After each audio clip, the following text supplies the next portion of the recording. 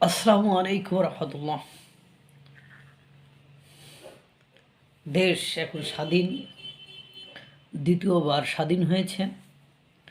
সেই দেশের সব কিছুই আছে, কিন্তু যেগুলো থাকার দরকার শুধু সেইগুলো নেই। এখন জনজীবনের নিরাপত্তা খুব কঠিন একটা বিষয় হয়ে গিয়েছে।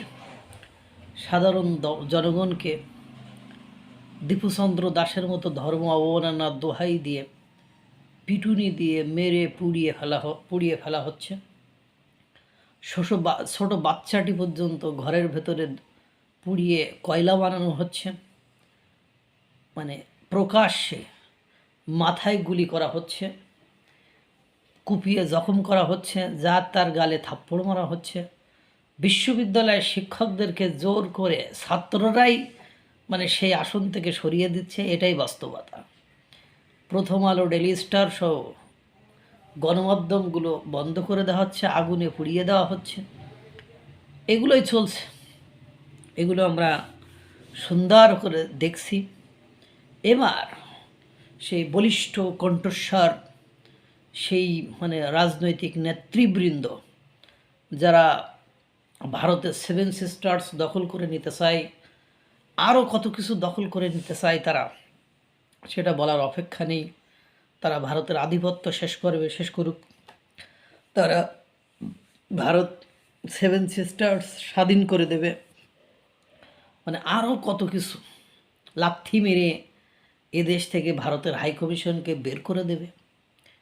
যারা মারা যাবে কিন্তু নেতাকর্মীদের কাছ থেকে সরে দাঁড়াবে না। সেই লোকগুলোই যখন স্বরাষ্ট্র মন্ত্রণালয়ের কাছে বা সরকারের কাছে আবেদন করে আমাদের একজন করে গানম্যান দেন, গানম্যান তাদের সাথে একজন করে বডিগার্ড দিতে হবে এবং তাদের পার্সোনাল অস্ত্র লাইসেন্সপ্রাপ্ত অস্ত্র দিতে হবে। একটা অস্ত্রের দাম কত জানেন? এই ছাত্ররা এত টাকা পাবে কই? আর যাই হোক, এই হলো অবস্থা। সেই হাসনাত, সার্জিস, নাহিদ, যারা পার্থ, বিএনপির 1-2জন নেতা, জামাতের একজন নেতা, এদেরকে আপনার কি দিতে হবে? গানম্যান দিতে হবে। গানম্যান, এবং তারা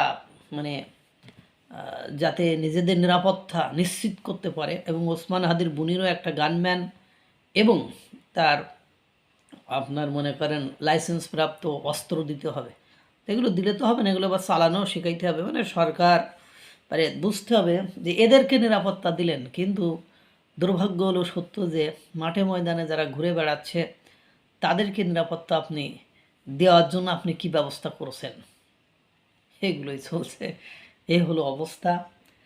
মাইক সামনে পাইলে সব কিছু উলটপালট হয়ে যায়, কিন্তু মাইক ছাড়া আর সামনে জনগণ ছাড়া তাদের যে আচরণ আমরা দেখেছি। ককটেলের বিস্ফোরণে হাসনাতকে দৌড়াতে দেখেছি, আমরা দেখেছি অনুষ্ঠান শেষে, যে অনুষ্ঠানে এসে অহংকার দিয়ে বডি কাঁপায়ে হাত টাত নাচায়ে মনে করে জনগণকে একেবারে সাহস দিল, সেখান থেকে বের হয়ে তার অনুসারীকে কেমনে বলছে, এই একা যাস না, সাথে কেউ আছে তো।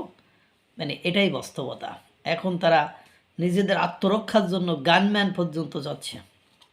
তাই বোঝেন যে দেশ এখন কতটা অরক্ষিত, অনিরাপদ, যে এইসব নেতাদের এখন গানম্যান পর্যন্ত দিতে হবে। আল্লাহ তাআলা সকলকে ভালো রাখুক, সুস্থ রাখুক। আসসালামু আলাইকুম রহমতুল্লাহ।